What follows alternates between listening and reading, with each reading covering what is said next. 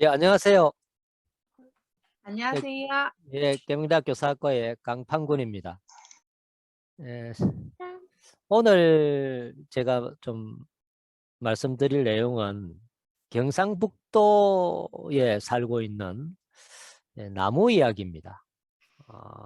뭐 좀 요청이 있어서 경상북도이고, 뭐 경상북도가 아니더라도 아무 관계가 없는데, 예, 경상북도의 나무 이야기를 한다고 하는 것은 결국 나무 이야기가 경상북도에 살고 있는 사람들에 대한 이야기이기도 하고, 더더욱 경상북도에 이제 그 나무 이야기 중에서도 정말 이 세계사적으로 우리의 선조들이 나무를 어떻게 대우했는가, 인식했는가, 이걸 잘 보여주는 사례가 어, 경북 예천 쪽에 있어서 이제 그런 이야기를 통해서 우리가 만나는 한 그루의 나무가 우리 역사 속의 어떤 의미만을 그치는 게 아니라 이제는 좀 세계사적으로 의미 부여할 그런 단계가 됐다. 그런 그까지 제가 좀 강조하고 싶은 시간이기도 합니다. 그래서 우리가 발걸음만 떼면 만날 수 있는 나무이긴 하지만 이제 경상북도를 대상으로 했을 때 우리가 나무를 이야기한다고 하면 또 역사적으로 의미 있는 나무를 이야기한다면은 이제 크게는 이제 천년기념물을 이야기할 수 있고, 또 하나는 이 코로나19와 관련해서도 중요한 의미를 가지고 있는 이제 마을 숲에 대한 이야기를 이제 같이 좀 할 필요가 있습니다. 그래서 전국에 이제 마을 숲에 대한 이야기가 숲을 이야기할 수 있는 부분이 많이 있지만 그 중에서 경상북도를 좀 대상으로 해서 좀 몇 가지 사례를 좀 살펴보고, 좀 전에 말씀드린 것처럼 좀 대표 지역은 예천입니다. 우리 경상북도가 워낙 넓어서 뭐 다 이야기할 수도 없고 시간 제한이 있어서. 그 다음에 또 하나는 우리 인근의 이제 숲에 대해서도 좀 관심을 가질 필요가 있고, 마을 숲의 기능은 뭐 여러 가지가 있습니다만은 코로나19와 관련해서는 이제 질병을 방지하는 그런 의미가 있죠.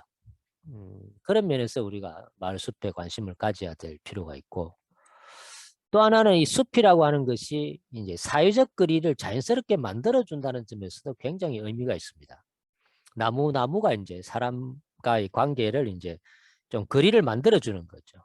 그런 면에서 또 숲이 있으면은 이 숲이 이제 우리가 자연재해도 방지할 수가 있을 뿐만 아니라 이제 공기로 이제 전파하는 바이러스를 막아줄 수도 있는 그런 역할까지 할 수 있다는 점에서 우리가 지금 만나는 마을 숲의 가치는 코로나19 시대에 굉장히 중요하다고 제가 의미 부여를 좀 하고 싶은 대상이거든요.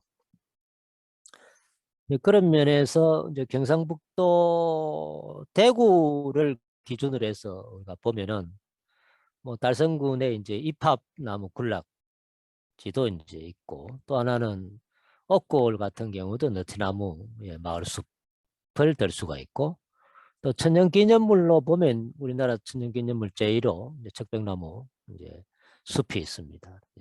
동구 도동에. 이제 이런 이제 숲이 가지는 의미, 나무가 가지는 의미를 과거보다도 지금 훨씬 더 많이 해야 되는, 의미 부여를 많이 해야 되는 그런 시대에 살고 있기 때문에 우리가 천연기념물 제1호에 대한 관심이 그렇게 뭐 높은 것 같지는 않아요. 게다가 이제 옥골에 이제 느티나무 숲을 비롯해서 회화나무라든지 이 옥골이 가지고 있는 인문적인 가치라든지 이런 것하고 같이 늘 이야기해야 될 부분이고, 그 다음에 경산 쪽으로 가면 이제 개정숲도 굉장히 이제 유명하지 않습니까? 그 개정숲도 여러분들 한번 가보시면 그 수종도 꽤 많이 이제 다양하기도 하면서 또 이제 우리가 단오제와 관련해서도 이제 의미 있는 공간이기도 하고 이제 그 다음에 요 대구 근처에 이제 성박숲 같은 경우 이제 성주에 성 밖에 있는 숲이라고 해서 이제 천년기념물 왕버들 이제 50억 그루가 있는 이제 그런 대단한 숲이 우리 근처에 있는데 성박숲은 이제 엽성의 대표적인 숲으로 알려져 있는 거죠. 엽이라는 것은 뭔가 좋지 않는 실할 염자로 읽기도 하고 좀 악귀가 있는 그런 걸 성 눌린다는 뜻이거든요. 애가 죽었다든지 뭐 이런 걸 해서 이제 그 나무를 심어서 그걸 눌리려고 하는 그런 대표적인 숲이 이제 성박숲이기도 한데 이렇게 해서 이제 우리 주변에 만날 수 있는 숲이 뭐 꽤 많이 있습니다. 이런 숲을 우리가 어떻게 또 인식하고 이제 보존하고 할 것인지에 대한 이제 철학이 굉장히 중요한 부분이에요. 그냥 보존한다 이런 게 아니라 의미 부여를 해야 되기 때문에 이게 이제 전통을 개성하는 부분이기도 하고 우리의 미래를 좀 지켜줄 수 있는 기준이기도 해서 그런 걸 좀 더 이제 체계적으로 우리가 이제 보존을 하려고 하면 그런 철학을 먼저 좀 정립을 해야 왜 이게 중요한지 그냥 우리가 그늘을 준다든지 이런 차원에서 하니까 성박숲만 하더라도 뭐 지나치게 많이 들어가 가지고 지금 완전 뭐 나무가 몸살을 앓거든요. 완전 뭐 놀이공원처럼 만들어 놨으니까 이제 그런 게 굉장히 문제면 문제거든요. 숲을 그렇게 함부로 대해버리니까 그 숲이 오래 갈 수가 없습니다. 오랜 기간 동안 몇백 년 동안 지켜온 그 숲이 지금 사람들이 뭐 경상도 표준말로 뭐 돼버리니까 그 숲에 대한 인식이 없거든요. 그냥 뭐 말로 그냥 숲이에요. 그냥 천년기념물 숲이 아니라. 그 뭐 밤에도 뭐 불 켜놓고 뭐 하거든요. 이런 식으로 하니까 그 밤에 불 켜면 안 되거든요. 이게 그 숲을 밤의 그 시간을 줘야 되고 잘 수 있도록 해줘야 되고 그거는 경건한 자세로 접근을 해야 되는데 이거는 밤낮 없이 그냥 뭐 놀이터처럼 우리가 숲을 장악해버리는 숲의 시간을 완전히 뺏어버리는 이런 좀 몰지각한 그 행위들이 의외로 많다는 거죠. 그런 게 지금 지자체에서도 거의 관심이 없고 그냥 그걸 어떻게 활용할 것인지에 대해서만 관심이 있는 거예요. 그런 인식이 좀 안 바뀌면 앞으로 그 숲을 제대로 보존하기가 어렵고 그러다 보면 이제 뭐 숲의 가치는 없고 그냥 놀이터처럼 방치해버리는 이제 그런 결과가 나올 수 있는데 그런 어떤 인식을 우리가 바꾸기 위해서 기존에 우리 선조들이 했던 나무에 대한 지극한 어떤 정성, 이 세계에서도 유래를 거의 찾아볼 수 없을 만큼의 격조 있는 그 인식을 보여주는 사례가 예천의 황목권이라는 거죠. 예천의 황목권이. 아마 가보신 분들도 아마 계실 겁니다. 예천 영국면에 있는 황목권 천년기념물 팽나무죠. 이 황목권이라고 하니까 이게 사람 이름이잖아요. 성은 황씨고 이름은 목권입니다. 근데 나무에 우리가 사군자라고 했을 때 군자라는 명칭을 붙인 적은 있습니다. 군자는 사람 이름이 아니죠. 의미 부여를 한 거죠. 그게 중국 명나라 때 이제 정립이 된 건데 매난국죽이라고 하는 나무와 풀에 대해서 사람과 같은 인격을 부여한 게 사군자 개념이거든.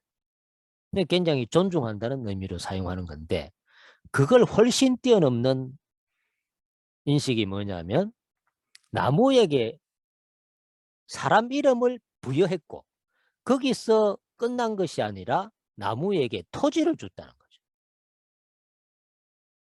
그래서 토지에 등재를 하려고 하니까 사람 이름이 있어야 되거든. 그래서 이제 누렇게 꽃이 피니까 황씨를 부여하고 사람이 나무에게 이제 성을 하사한 거죠.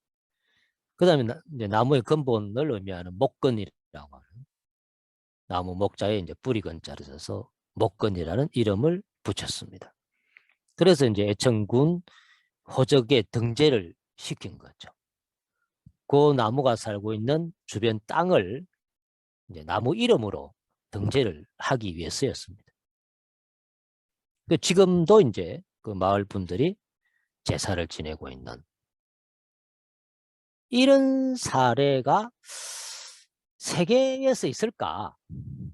예천에는 이것만이 아니라 석송령이라고 하는 영군과 반대편에 있는 감천면에 가면 이 석송령이라는 소나무가 있습니다. 그 성이 석시죠. 이름이 송령이잖아요.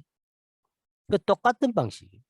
홍수에 이제 소나무 때 내려와서 어떤 분이 이제 건져서 이제 나무를 키워서 그 나무에게 이제 이름을 붙여서 땅을 줬다는 사례, 똑같은 방식이잖아요. 근데 이런 사례가 예천에 두 사례가 있다는 게 놀라운 일입니다. 우리 고성이라든지 우리가 충청도나 이런 쪽에 이제 한 두 곳이 이제 더 있긴 한데 예천군에 이 두 사례가 있는 게 놀라운 거예요. 어떻게 한 군에서 이렇게 두 사례가 나올 수 있나? 둘 다 천년기념물로 지정이 되어 있습니다. 특히 이제 감천의 경우에는 임춘이라는 분 아시는지 모르겠습니다. 고려 시대에 국순전을 지은 분이거든요. 수를 이제 의인화해가지고 지은 유명한 글인데 그게 청도 운문사 동종에서 작품이 나와서 그 앞쪽에 서원이 있습니다. 그 서원에 이제 그 모신 분이기도 하고 그 서원의 기와가 동종을 새겨놨어요. 그 유래 때문에. 그래서 감천의 석송령 만나러 가는 길에는 그 길목에 있는 서원도 반드시 좀 들려서 볼 필요가 있고 그 근처에 또 온천인가 있거든요. 그러니까 예천이라고 하는 이 지명이 술빚을 내자예요. 이 중국에 있는 지명입니다. 거기도 이제 술로 유명한. 그게 물이 좋으니까 술이 좋은 거죠. 그 예천 이제 막걸리가 유명하잖아요.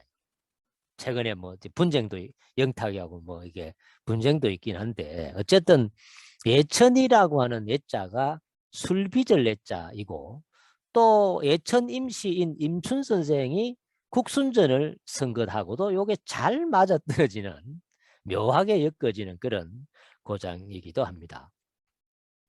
다시 이제 영궁으로 오면 이 영궁은 회령포가 있는 곳이에요.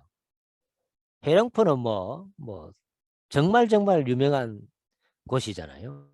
사장이 뭐 정말 아름다운 내성천의 그 사장의 백미를 보여주는 곳이기도 합니다. 여기가. 그런데 영주댐을 만들면서 이 내성천이 작살났거든요. 사장에 막 이게 풀이 올라오고 지금 난립니다. 지금. 근데 그런 내성천의 세계에서도 보기 드문 그 아름다운 하천을 끼고 있는 곳이 예천인데 저 봉화 쪽에서 내려오는 이 내성천이 쭉 내려와서 이제 낙동강하고 만나는 그런 지류이기도 하지만 예천을 정말 예천답게 만드는 그 하천이 바로 내성천이고 그 내성천의 또 백미를 보여주는 곳이 해룡포라고 한다면 이 해룡포 쪽에 영궁면이 위치하고 있고 영궁면에 영궁향교도 굉장히 멋있습니다. 이 향교도 이제 같이 보면서 이 거기서 이제 그 영궁역 쪽으로 가면은 이제 천년기념물 황목군이 살고 있습니다. 영궁역하고 이제 바로 끼고 있는데 논 한가운데 이제 자리 잡고 있고 그래서 이 황목근은 이제 그 피레침까지 만들어 놨습니다. 벼락에 이제 맞아서 혹시 다칠까봐 피레침까지 설치를 해놓고 그 옆에 이제 후계목까지 지금 심어서 지금 살고 있거든요. 그래서 이 황목근은 농업사회에서 이제 꽃이 한꺼번에 피거나 뭐 잎이 한꺼번에 피면 이제 풍년이 든다거나 이제 그렇지 않으면 흉년이 든다거나 이런 이제 풍속까지 만들어낸 주인공이기도 하고, 그 이유는 뭐냐면은 이제 나무에 물이 좀 여유가 있으면 꽃을 한꺼번에 피울 수 있거든요. 잎도 한꺼번에 이제 이렇게 만들 수가 있는데 물이 부족하면 그게 부족하죠. 한꺼번에 올릴 수가 없기 때문에. 그래서 이제 그런 어떤 나무의 생태를 가지고 흉년과 풍년을 이제 가늠했던 또 기준을 삼았던 이제 나무이기도 합니다. 그래서 이제 상태가 썩 좋은 건 아닌데 그래도 이제 농 가운데 있어서 굉장히 폼납니다. 그게 이제 잎이 떨어졌을 때, 또 잎이 있을 때, 또 꽃이 피었을 때 이제 사계절을 본다면 정말 아름다운 나무이고, 그래서 예천에 계시는 영국면에 계시는 분들의 그 마음 씀씀이가 세계에서 정말 자랑할 만한 사례를 만드셨고, 감천면의 경우도 마찬가지고, 그래서 제가 이제 이런 사례를 가지고 좀 책을 좀 준비를 하고 있습니다. 이런 나무에 대한 우리 조상들의 인식이 이 세계의 유래를 찾아보기 어려울 것이다. 이런 정신을 우리가 높이 높이 기려야, 이런 것만 잘 기려도 우리가 나무를 어떻게 바라봐야 되는지를 다른 데서 찾을 필요가 없는 거죠. 여기서 완벽하게 보여줍니다. 더 이상 여기서 보여줄 게 없거든요. 나무에 대한 존경심을, 사랑을. 이런 게 우리 곁에 경북에 있기 때문에 뭐 이런 걸 우리가 이제 교육 현장에서 우리가 교육 어떤 현장으로 활용할 수 있으면 굉장히 좀 의미 있는 공간이고, 거기에 이제 우물이 하나 있거든요. 바로 옆에 이제 우물이 있어서 그 우물도 아마 그 제를 지낼 때 그 사용했던 그 우물로 보이는, 지금 우물은 이제 사용을 하지 않지만 이제 옛날에는 아마 거기서 물을 길러서 이제 제사를 모시거나 뭐 이렇게 했을 가능성이 이제 높은데, 그래서 이 영국면에 그 회룡포하고 이제 황목근을 끼워서 이렇게 우리가 답사를 하면 영궁 황교까지 같이 이 코스가 참 멋있습니다. 정말 멋있고, 특히 이제 그 회룡포의 뿅뿅다리 같은 경우는 거기서 이제 사장에 들어가서 발을 뻗고 들어가거나 그 모래에 누워서 여름 같은 경우는 들러 가지고 별 보면 환상의 장면.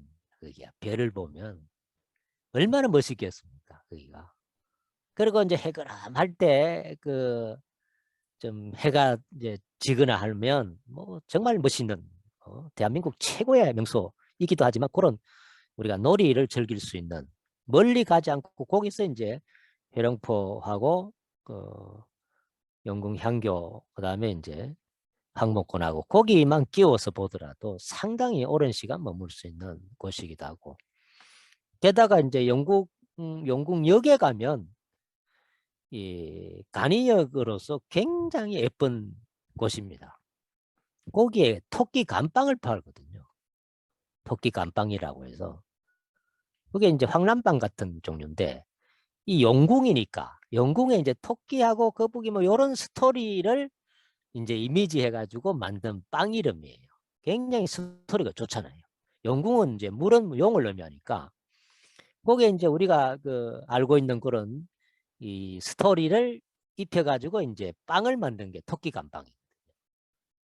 거기에 이제 영궁역 안에 그게 가게가 있습니다. 옛날에는 밖에 있었는데 요즘은 안에 들어가서 이제 판매를 하는데, 이제 그런 스토리를 가진 이제 그 역도 있고 굉장히 좀 재미나는 곳이 이 예천인데, 또 예천에서 우리가 좀 여러 곳을 볼 수 있지만 나무를 우리가 투어할 수 있는 그런 코스를 또 만들면 그 스토리가 있는 나무의 어떤 코스를 만들면 굉장히 우리가 좀 즐거운 시간을 보낼 수 있고 거기서 선몽대도 빼놓을 수 없는 곳이거든. 선몽대. 태계 이황선생하고도 관련 있는 곳이기도 한데 거기에 뭐 정자도 좋을 뿐더러 앞에 그 내성천의 사장이 뭐 기가 막히는 곳인데 이 영주댐 때문에 지금 사장이 막 풀이 올라오고 있어서 굉장히 안타깝습니다. 옛날 그 댐 이전 시기를 우리가 추억해 보면 정말 아름다웠습니다. 거기가. 뭐 이게 제 이 표현력이 부족해서 그 말로써 형언할 수 없는 것인데 그 입구 쪽에 소나무 숲이 정말 멋있기도 하지만 참 안타까운 것은 이 하천의 그 가장자리를 정비하면서 그 옆에 은단풍이 있었거든요. 그 입구 쪽에 은단풍이 정말 아름답고 제가 책에도 쓰기도 하고 했는데 어느 날 가보니까 그 은단풍을 싹 잘라버리고 없애버렸어요. 그 경계 그 돌로 이렇게 경계석 한다고. 나 그런 사람 처음 봤어요. 아니 도대체 무슨 생각으로 그게 은단풍이 굉장히 크기도 했고 정말 그 강가로 쫙 이렇게 예? 가지가 뻗어가지고 이파리가 떨어지면 환상의 장면이었는데 그걸 어느 날 가니까 싹둑 잘라가 없애버더라고. 이야, 우리나라에 그 뭐 일하는 사람들이 무슨 그 안목이 이따위냐. 그런 거 보면은 그 선몽대는 신선이 꿈꾼다는 그런 의미의 선몽대인데 그렇게 아름다운 공간을 완전히 작살내는 거예요.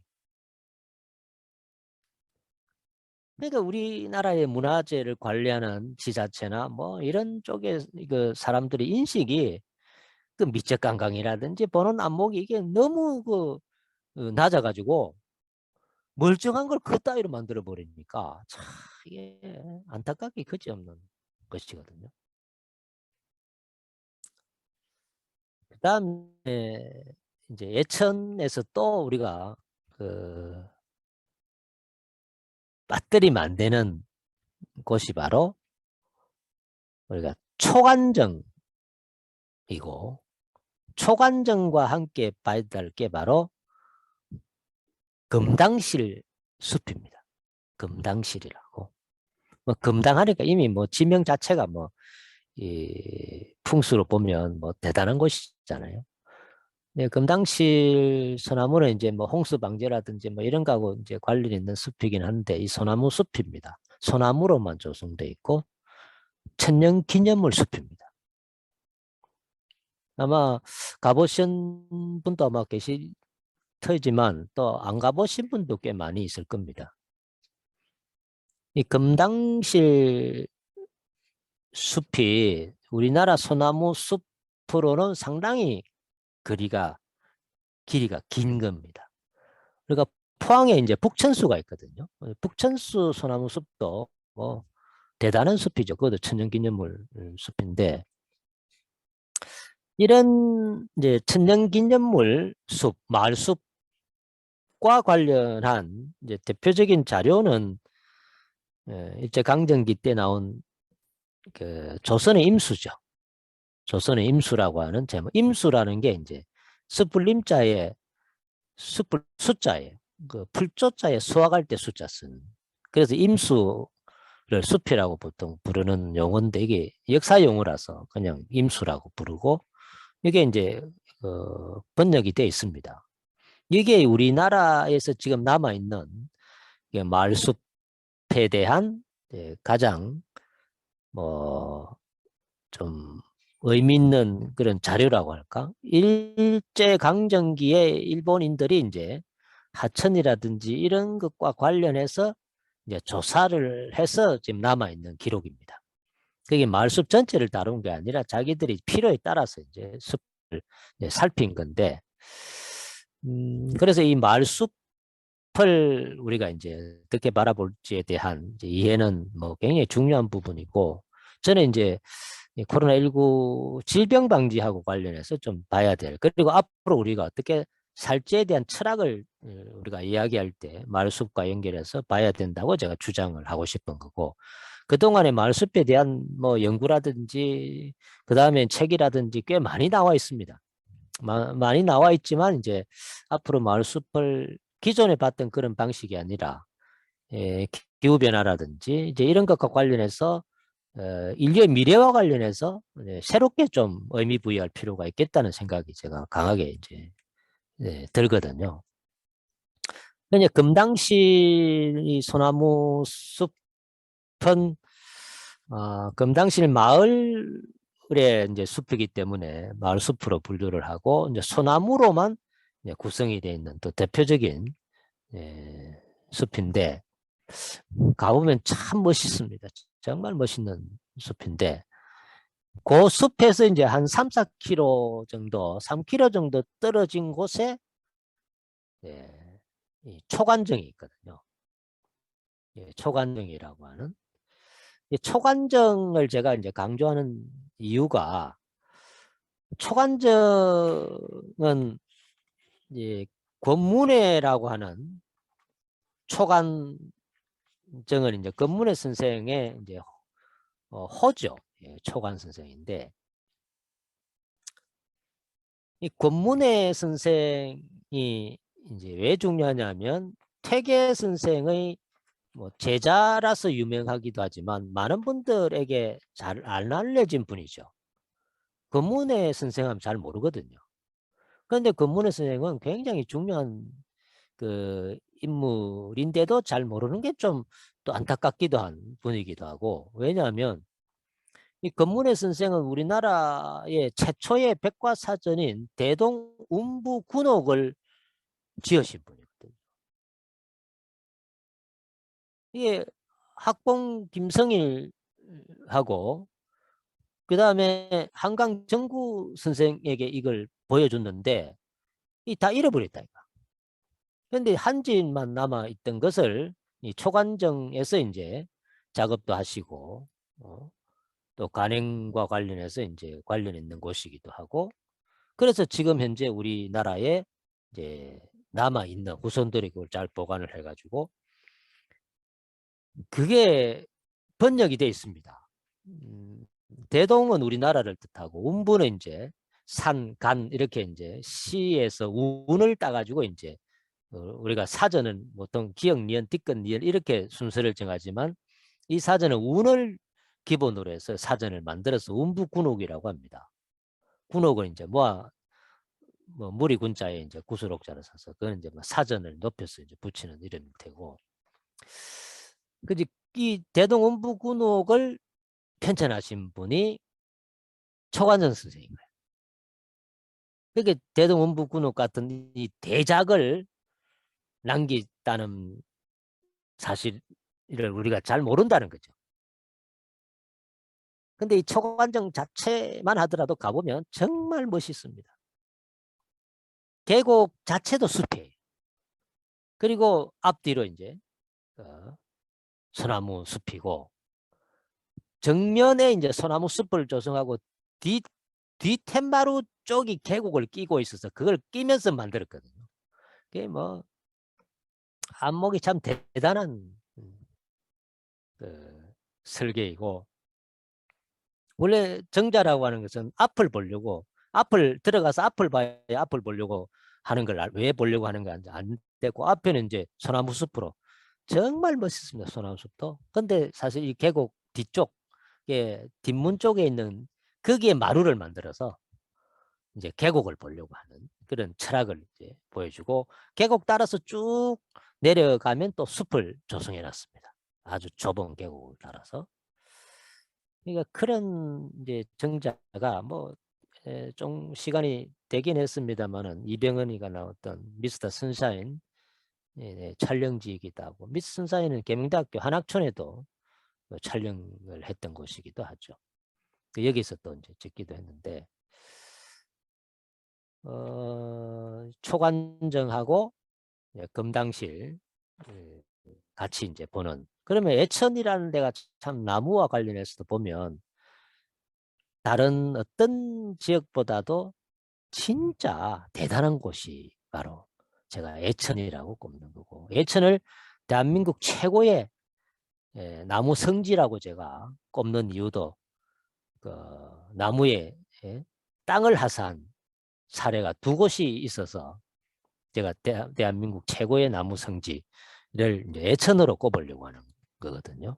이런 평가는 뭐 지금까지 뭐 있은 적이 없거든요, 사실. 이렇게 평가를 잘 안 하니까. 음. 근데 예천, 이 경북의 예천이라는 곳이 이제 얼마나 위대한 곳인지를 제가 이제 그런 걸 통해서 좀 드러내고 싶기도 하고, 뭐 그런 면에서 이제 예천을 제가 좀 주목을 하고 있습니다. 그 다음에 이제 좀 전에 말씀드린 예천의 황목공 같은 경우에 이제 팽나무고, 이 팽나무라고 하는 게 너름나무과의 갈립 큰키나무잖아요. 너티나무하고 이제 형제입니다. 열매가 이제 그 팽총 만들어서 이제 팽 소리 나서 이제 팽나무라는 설은 다 아실 테고, 이게 이제 전통적으로 우리나라를 대표하는 신목입니다. 이제 바다 소금기에도 잘 자라기 때문에 이 포구 주변에도 많이 심거든요. 그래서 부산이라든지 이런 쪽도 이제 평나무가 많이 살고, 그래서 이제 뭐 동네 분들은 포구나무 이렇게 이야기를 많이 하죠. 평나무라고 하지 않고 포구나무라고 이제. 제가 나무 그 공부 처음 할 때 평나무를 이렇게 동네 다니다가 뭔 나무입니까? 여쭈면은 포구나무라는 거야. 근데 포구나무가 뭔지를 그때 몰랐어요. 근데 알고 보니까 이제 그런 뜻이 있었는데, 그래서 경주로 우리가 가면 이 포구나무, 팽나무를 많이 만날 수 있습니다. 경주 쪽으로 옮겨서 좀 이야기를 하면, 이제 경주는 이제 굉장히 뭐 아시다시피 신라 천년의 고도이고, 또 많은 세계인들이 이제는 뭐 한국 사람만이 아니라 세계 각국 사람들이 경주를 찾잖아요. 그런데 아직도 이제 이 나무에 대한 인식은 거의 없는 거죠. 제가 한 뭐 10년 전쯤인가 나무세기 회원 중 한 분하고 영남일보의 또 기자 한 분하고 사진 기자 분들하고 이제 한 1년 가까이 연재를 했습니다. 경주의 이제 나무 이야기를 연재를 한 적이 있는데, 그때부터 이제 경주 나무에 대해서 관심을 집중적으로 가진 적이 있고, 근데 이제 경주의 수종을 이렇게 보면 이제 바다를 끼고 있는 곳이어서 팽나무가 많이 있다는 걸 알 수가 있습니다. 그래서 우리가 이제 기후나 토양에 따라서 어떤 나무가 어떤 지역에 사는지를 이해하는 것도 굉장히 중요한 부분인데, 경주에 왜 팽나무가 많냐? 그건 이제 바다하고 밀접한 관련이 사실 있다고 봐야 되는 거거든요. 경주 팽나무를 볼 수 있는 곳이 대표적인 곳이 어디냐면 경주 신라 시대의 그 수도였던 반월성이에요. 황궁이 있었던 그 반월성에 딱 가면 진짜 멋있는 팽나무가 있습니다.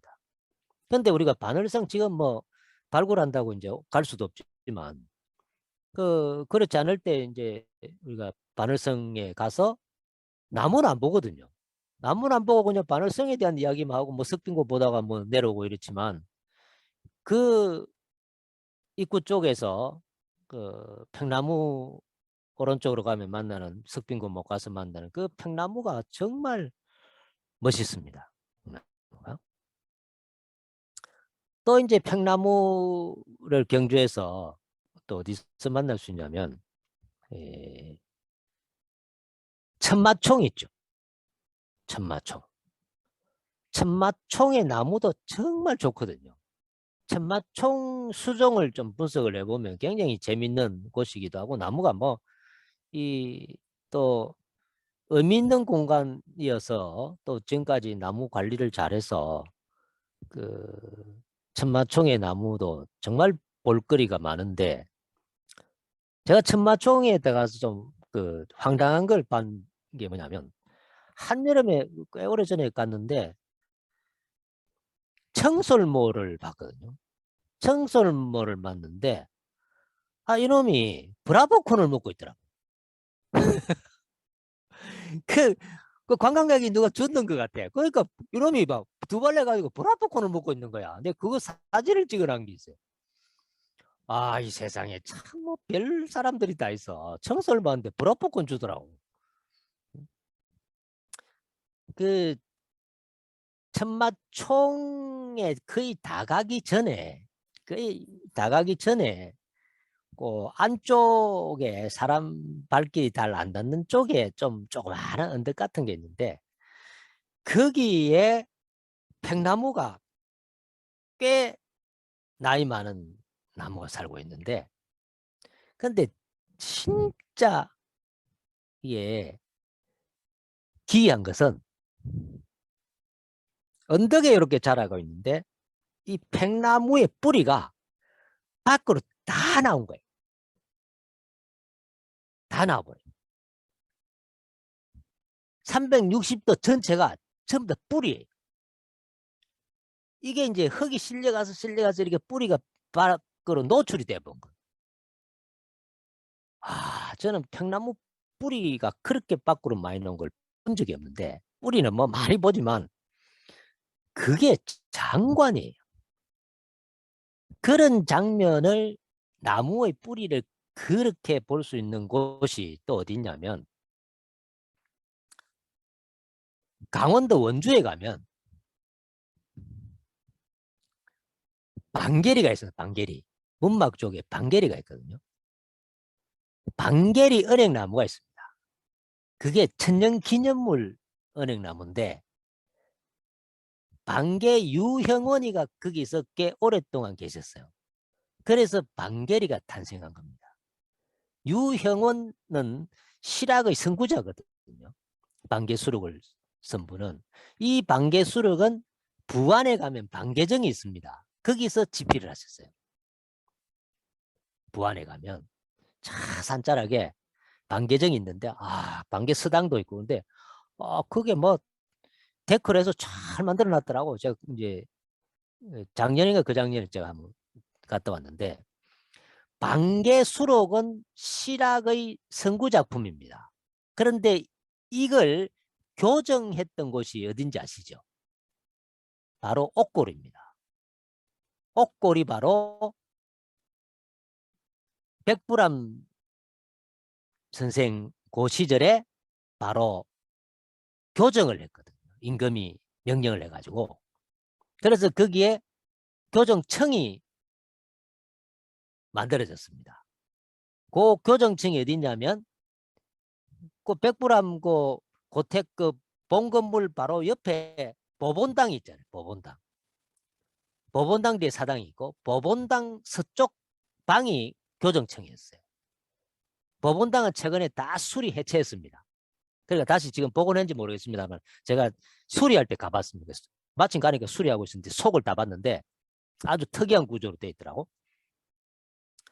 그러니까 이 방계 유영원 선생의 방계 수록은 또 옥골하고 밀접한 관계가 있는 곳이어서, 이 원주의 방계리의 은행나무도 그 방계 유영원 선생하고 관계 있습니다. 근데 그걸 연결해서 좀 생각해 볼 필요가 있는데, 이 방계리 은행나무 천년기념물을 뿌리가 밖으로 다 나왔어요.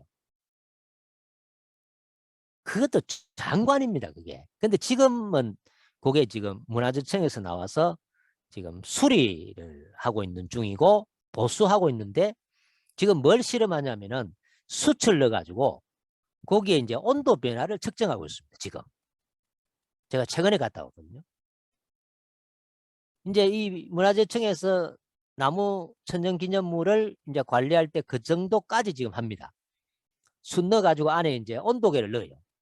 그러면 그 온도 변화가 어떻게 일어나는지를 가지고 이제 보존을 하려고 하는 거예요. 예. 그런데 그분들 내가 잠깐 이야기를 원래 이제 그 수리하면 못 들어가는데 제가 들어가서 이제 인사하고 제가 강원도 그 나무 관련해서 제가 책을 지금 쓰고 있어서 그 때문에 이제 사진 찍으러 왔다고 이야기하니까 이제 그 들어 괜찮다 하더라고. 그렇게 이야기 좀 나누는데 이분 말씀이 제가 놀라운 걸 제가 발견했는데 나무가 밖으로 오랫동안 이게 노출이 되면 그게 줄기화한다네요. 줄기로 변한대요. 그게. 뿌리인데 그게 줄기로 바꾼다는 거예요. 나무가. 밖으로 많이 오랫동안 넣어버리기 때문에 그러면 다시 그 노출된 뿌리에서 다시 뿌리를 또 만들 거잖아요. 밖으로 나오면 그 물을 못 당기잖아요. 그러니까 그래서 아래쪽에서 다시 뿌리를 만들어서 이제 뿌리화하는 거고 노출된 것은 그것이 이제 줄기와 같은 역할을 해버린다는 거예요. 오래 시간이 지나면. 그 이야기를 제가 들어서 아 이게 나무라는 게 밖으로 뿌리가 나와버리면 자기가 이제 살기를 찾아야 되니까 그걸 다시 뿌리를 내려서 줄기식으로 만들어 간다. 그럼 물을 통과시키는 또 그걸로 만들어 가고 야 이게 참 지혜가 참 놀랍다는 생각을 한 적이 있는데 그래서 천마초에 이제 그 평나무도 제가 본 그 평나무 중에서 뿌리가 그렇게 많이 나온 걸 본 적이 없었는데 그게 정말 장관이었습니다. 그리고 우리가 평나무를 볼 수 있는 곳이 계림입니다. 계림.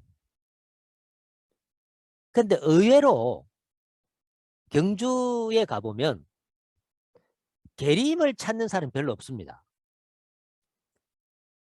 첨성대 보다가 뭐 반월성 옛날에 이제 뭐 그 공사 이제 발굴하지 않을 때 반월성 갔다가 그게 뭐 김밥집 갔다가 또 향교도 안 가거든. 바로 옆에 향교 있잖아요. 또 옆에 왕릉도 있기도 하고 뭐 그거 보지도 않고 그냥 쑥 가거든요. 바로 그 향교하고 끼고 있는데 향교 또 보는 사람은 거의 없어요. 경주 향교가 굉장히 멋있거든요. 경주가. 근데 계림을 통과해서 가면 되는데 계림을 통과 안 하고 옆으로 큰 길로 가가지고 김밥집 가서 김밥 사 먹고 지금 김밥집도 또 옮겨가지고 이제 오롱 앞에 그 김밥집 옮겼잖아요. 아, 참 특이하다 이게. 계림이라는 게 이게 굉장히 중요한 공간인데 그 계림이라고 하는 건 닭개자를 쓴 곳이고 김알지 경주 김씨의 시조인 김알지가 탄생한 곳이잖아요. 근데 그 안에 가면 느티나무가 오래된 느티나무가 거의 지금 다 죽은 상태로 이제 일부 가지만 지금 나와 있고 둥치는 다 썩었거든요. 그게. 그 다음에 그 옆에 느티나무 그 아주 오래된 느티나무 바로 옆에 여러 그루의 평나무가 있습니다. 거기가. 그것도 평나무가 막 환상이거든요. 그 평나무 바로 옆에 김말지가 태어났다고 하는 비각이 있잖아요. 거기 안에. 그 비각 안에 우물이 있어요. 우물이 있고 우물 옆에 뭐가 있냐면은 너름나무가 있어요. 팽나무와 느티나무의 부모가 너름나무거든요. 너름나무가의 갈립, 큰키나무죠. 너릅의 유자는 이게 배를 뜻합니다. 이 나무로 배 만들었기 때문에 유자가 우리 인을 또 유시할 때 나무 목변에 그 유자거든요. 이거는 중국 같은 경우는 이제 목책을 성을 살 때도 썼던 우리가 이제 바보 온다리하고 이제 예? 공주하고 만났던 뭐 그런 스토리에 또 등장하는 이 역사적인 또 나무이기도 하고 이제 너릅나무하고 이제 참너릅하고는 좀 다르거든요. 꽃피는 시기가 다른 건데 너릅나무는 이제 그 봄에 꽃피고 참너릅은 가을에 꽃피거든요. 그 열매 깍지가 이제 유엽이라고 해서 유협이라고 해서 동전 한나라 때 동전 만든 아주 버블버블하거든 열매가. 그렇게 가볍다는 뜻이 유협전이라고 해서 한나라 때 나온 동전 이름이 유협전이거든요. 그 깍지처럼 가볍고 닮았다고 해서 붙여진 이제 이름이기도 한데, 이 너름나무는 이제 계림을 상징하는 나무입니다. 아마 경주의 뭐랄까 경주 본래의 숲을 우리가 이야기할 때 너름나무를 이야기합니다. 그래서 이제 계림은 이제 경주의 독특한 경주만의 어떤 그런 걸 대표하는 이제 숲으로 이제 평가할 수 있는 곳이고, 그런 면에서 보면 이 계림에 닭괴짜라고 하는 괴짜를 써서, 그때 이제 닭 소리가 나서 이제 괴짝을 열어보니까 뭐 그게 애가 있었다는 이야기인데, 그래서 그 조선시대 조석이라는 사람이 있어요. 조선시대 조석이라는 사람이 그린 그림이 있는데, 그 그림의 나무가 너름나무. 그러기에 그 너름나무 위에 금괴짝이 달려 있어요. 막 빛이 나는. 거기서 이제 기말지가 나왔다는 스토리를 담은 그림이 등장하는데, 거기에 이제 나무도 너름나무. 그러니까 너름나무라고 하는 게 경주 기말지와 관련해서 경주의 이제 토종나무와 관련해서도 굉장히 중요한 의미를 가지고 있다는 그런 면에서 이제 계림에 대해서 우리가 좀 주목을 해야 되는데, 그 주목을 잘 안 합니다. 예. 그리고 이 경주의 나무와 관련해서 우리가 고민을 좀 해봐야 되는 종류가 뭐냐면은 조각자나무와 주엽나무예요. 근데 이 경주에 우리나라에는 조각자나무나 주엽나무가 다른 곳에는 거의 없습니다. 대구 수목원에 주엽나무가 있습니다. 대구 수목원에 꽤 큰 주엽나무가 있더라고요.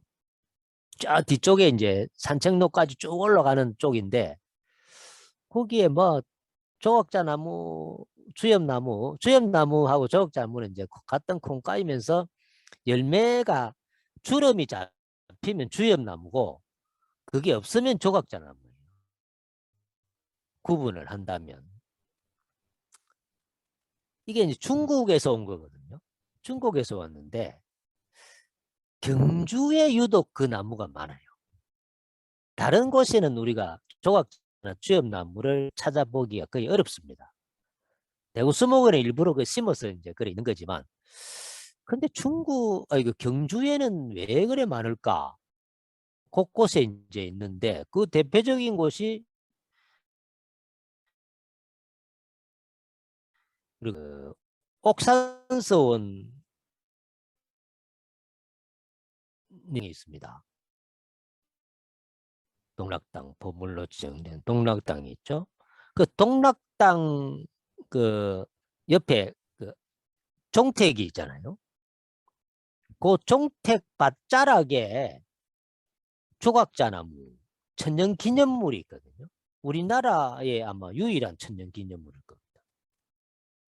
그게 해제 이현적 선생의 친구가 중국에서 가져왔다는 설이 있는데, 종택 대문 안에 들어가면 또 대문 안쪽 그 담쪽에 또 조각자나무가 또 있어요. 그리고 또 어디냐면 경주 양동에 세계문화유산으로 지정된 양동에 가면 광가정이 있습니다. 광가정. 회재 선생의 그 서백당에서 태어나셨잖아요. 성중돈이라는 광가 선생에게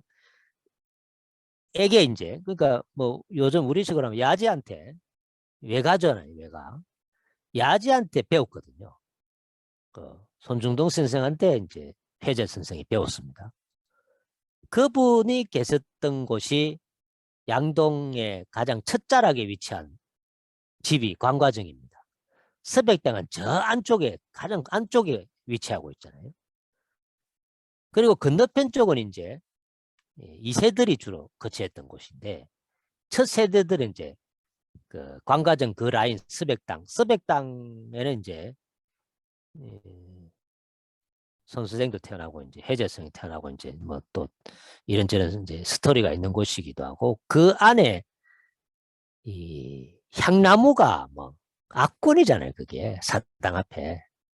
근데 그게 천년기념물로 지정을 안 한 거죠. 사실은 천년기념물급인데 아마 그 집에서 안 했을 거예요. 천년기념물 해보면 좀 머리가 아프죠, 사실. 문화재청에서 관리를 해야 되기 때문에 그 집안 쪽에서 보면 굉장히 번잡한 일이죠, 그게. 자기들이 관리할 수도 없고, 뭐 어떻게 손댈 수도 없고. 그렇기 때문에 아마 천년기념물 지정을 일부러 안 했을 가능성이 제가 볼 때는 높아요. 예.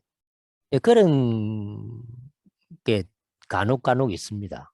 우리가 이 진주 저 진주 하동 쪽에 또 직화제라고 하는데 거기도 우리나라에서 가장 아마 키가 크고 나이도 많을 법한 그 백목련이 있는데 그 백목련이 바로 그 천년기념물급인데도 주인이 지정을 거부했거든요. 그 관광객 오면 뭐 완전 뭐 도떼기 시장 되니까. 그래서 그런 사례에서 보는 것처럼 스백당의 향나무도 아마 그럴 가능성이 없지 않아 있는 것처럼 보이는데 이 광가정에도 조각자나무가 있어요. 조각자나무가. 그리고 또 어디 있냐면 경주에 다시 와서 경주 IC를 지나서 직진으로 쫙 하면 거기에 최근에 만든 터널이 하나 있습니다. 우리가 보문단지로 가는 그 코스거든요. 보문단지 쪽으로 이제 IC에서 계속 직진해서 가면 터널 딱 지나고 바로 딱 고개를 내려가면 바로 왼쪽 편에 경주박물관이 있고 그 내려가자마자 오른쪽 편에 상서장이 있습니다. 상서장. 근데 거기에 거의 찾는 사람이 없죠. 그 있는 줄도 잘 몰라요. 왜냐면 바로 경사지에서 쭉 지나가 본다 거기에. 그 또 팻말도 별로 없어요. 안내판도. 그 상서장에 들어가면 그 상서장이라는 곳이 어디냐면 최천 선생이 중국에 유학하고 들어와 가지고 이제 왕에게 상서를 올린 시무십조를 올린 곳이라는 뜻에서 상서장이에요. 별장장자를 써서. 그 안에 들어가면 또 조각전환만 있어요. 근데 이게 경주에서 왜 이렇게 조각전환가 많을까? 그러니까 중국 친구가 회재 선생 친구가 가져오기도 하고 또 최천 선생이 중국 유학생이기도 하고 뭐 이런저런 중국하고 인연 있는 사람들이 좀 많이 있다. 그런 거하고 관련이 있는지 없는지는 잘 모르겠으나 그런데 어쨌든 현장에서 만나는 사례를 보면 그런 유추도 좀 가능하지 않을까 그런 생각이 들거든요. 그 다음에 이제 팽나무와 관련해서 또 덧붙일 수 있는 것이 포석정이에요.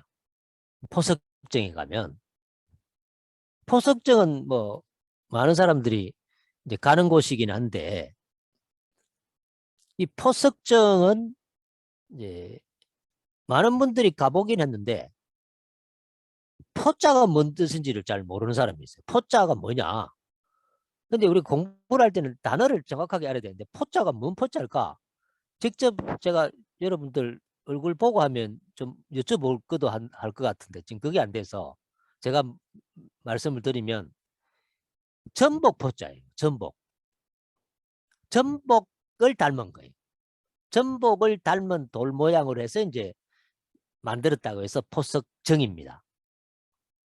이 포석정은 이제 우물정자가 아니고 정자정자예요.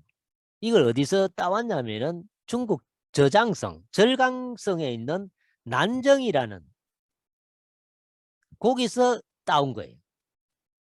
난정은 바로 동진시대에 왕희지라는 유명한 이 글씨로 유명한 왕희지가 여기에 있었던 곳이 난정입니다.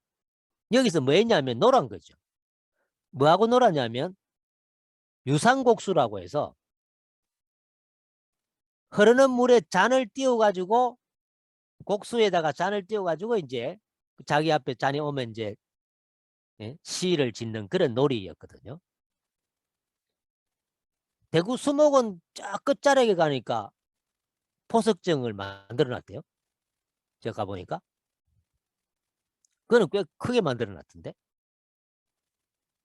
그래서 이 포석정의 이미지는 중국 절강성 난정을 이제 따온 것인데 중국 난정은 뭐 굉장히 넓습니다. 뭐 규모가 제가 가보니까 뭐 한참 돌아야 이게 되거든요. 그래서 이 난정의 이미지를 따와서 이제 포석정을 만들었는데 이 왕이지는 뭐 스체로 유명한 사람이라서 중국의 당나라 태종이 선덕여왕한테 이제 뭐 화투 6에 나오는 모란을 그려가지고 나비 없이 뭐 보내고 해서 뭐 그런 스토리가 있는 관련 있는 왕이 이제 당태종인데 이 당태종은 이제 정관정료라고 하는 책과 관련 있는 인물이라서 제왕서로 유명한 뭐 대단히 유명한 정관은 이제 당태종 때 연호입니다. 정관 바로 바르게 깨끗하게 본다는 뜻인데 정치의 요체라는 거죠. 이 사람이 이 왕이지의 작품을 정말 사과지 없이 사랑해가지고 죽을 때 지 무덤에 다 묻어본 거야. 이 사람이. 그래서 이 왕이지 서체가 별로 남아있는 게 별로 없어요. 그런데 우리나라에 남아있거든요.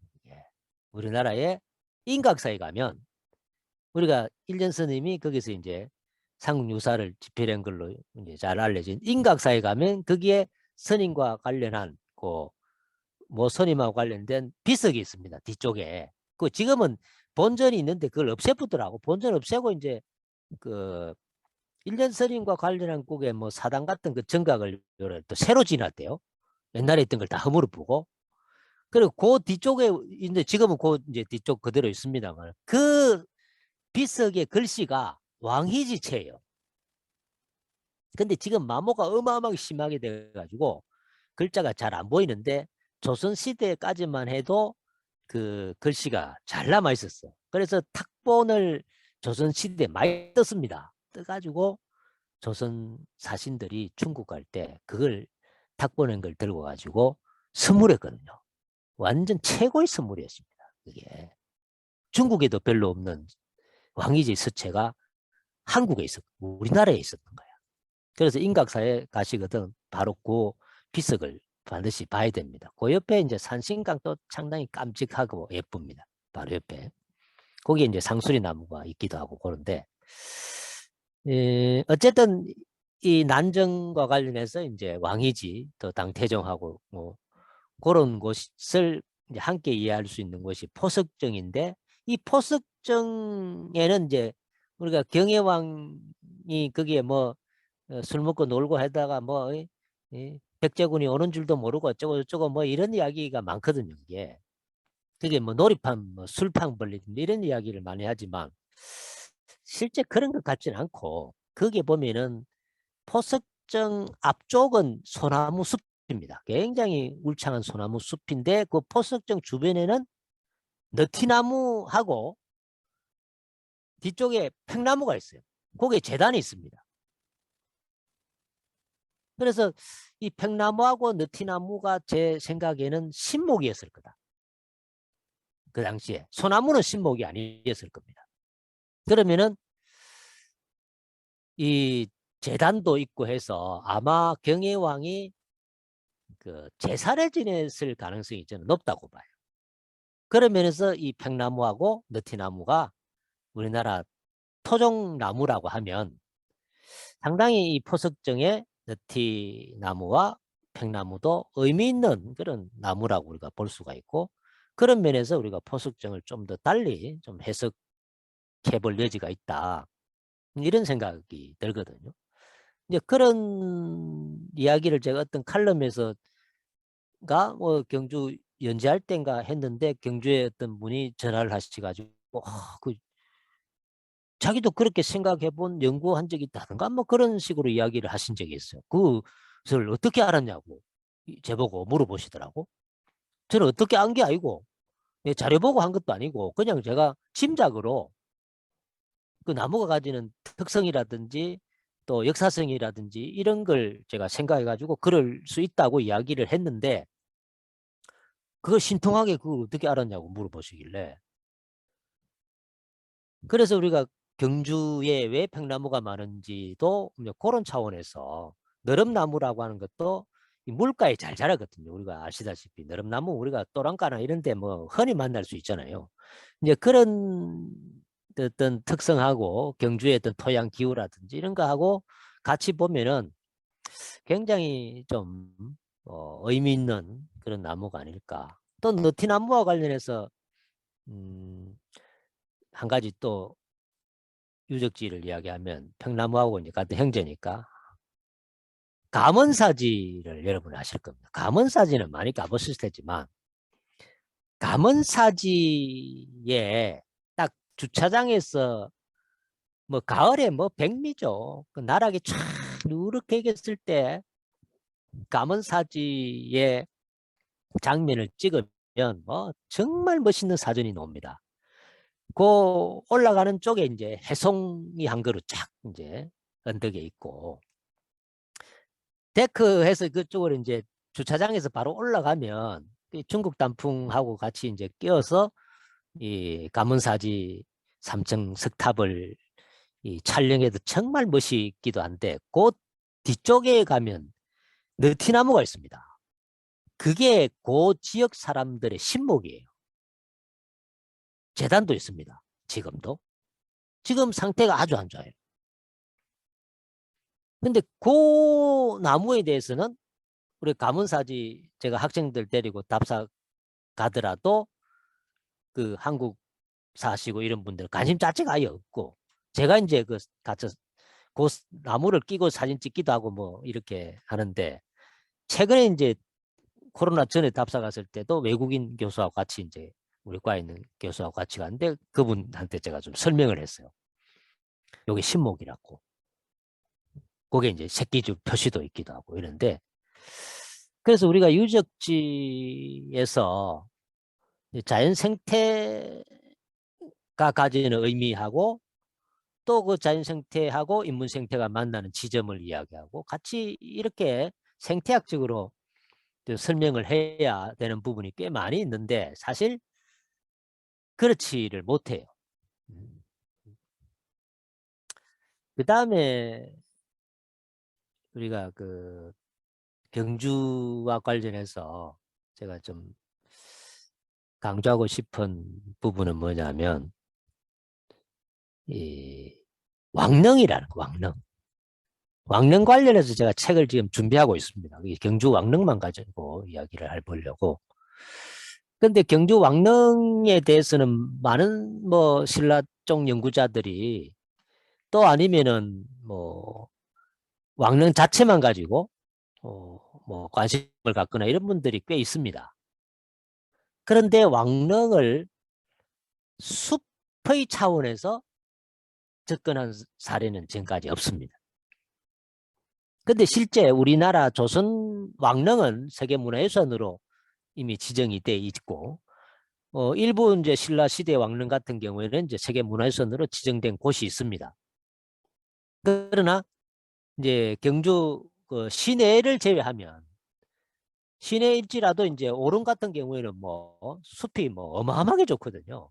오릉만 하더라도 그런 신라 시대 왕릉을 숲 차원에서 제가 이제 좀 가치를 좀 부여하고 또 아름다운 미학적인 차원에서도 좀 접근을 해서 이제 책을 좀 내보고 싶어서 이제 답사를 이제 한 3분의 2 정도 다녔는데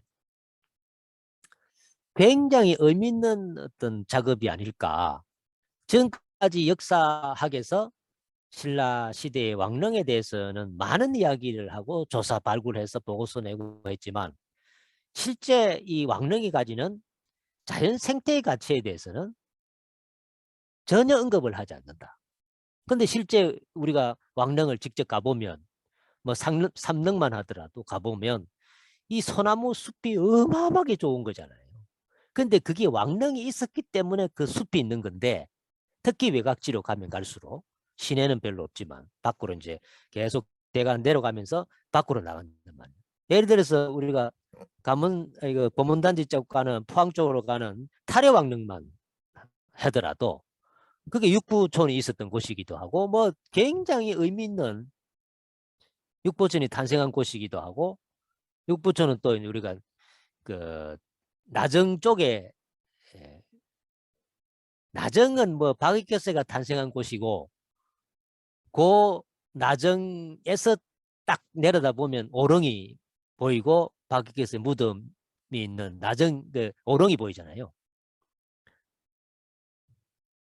근데 이 나정의 소나무 숲도 환상입니다. 그게 소나무 숲이.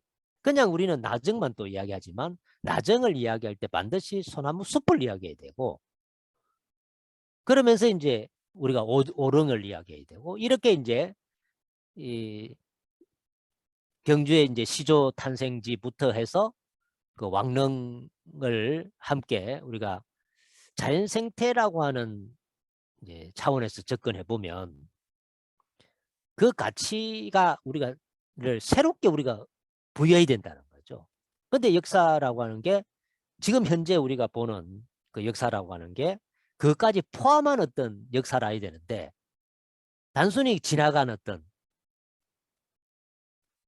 사실에 대해서만 의미를 부여하는 단계에 아직 머물러 있다는 게 제가 좀 안타까운 거고, 그런 데서 좀 벗어나서 검토를 해야만 제대로 된 왕릉을 우리가 이해할 수 있고, 그 문화 가치도 훨씬 더 풍부해지고, 거기서 나무에 얽힌 이야기까지 우리가 더 할 수 있다면 그 문화 관광이라고 하는 것도 훨씬 더 우리가 확장할 수 있는 여지가 생기는 거거든요. 태종 무열왕릉 한번 가보시라니까. 그 어마어마하게 예쁘거든요. 그 공간의 숲이. 근데 우리는 그게 뭐 비석이라든지 몇 개만 이야기를 하는 거고, 그 숲 자체에 대해서는 역사학자들이 전혀 언급을 하지 않는다.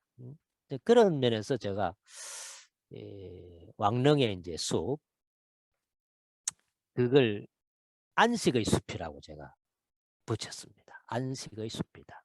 돌아가신 분의 숲이니까 안식의 숲이라고 하는 제목으로 좀 작업을 하고 있는데, 그러면서 우리가 경주의 그 문화유산이 세계 문화유산으로 뭐 지정된 곳이 여러 군데 있지만 이 숲을 같이 넣어서 이해하는 단계까지는 이르지 못했습니다. 경주를 대표하는 게 경주박물관이거든요. 경주박물관인데 경주박물관 안에도 박물관 그 본건물 앞에 팽나무가 굉장히 멋있습니다. 팽나무가 두 그루가 있거든요. 그래서 올 초에 그 경주박물관의 요청으로 경주박물관 안에 나무 이름표를 다 달아놨습니다. 지금 현재 스토리가 있는 걸 많이 다 해놨습니다. 그러니까 경주박물관에 이제는 나무 이름표가 있는 박물관으로 이제 자리를 이제 잡은 거고, 경주박물관에 나무 이름표를 달게 된 배경은 뭐냐면 김해 국립박물관의 나무 이름표를 나무 이야기 국립 김해박물관 나무 이야기라는 책이 있습니다. 안에 사이트 들어가 보면 그 책을 제가 쓴 거예요.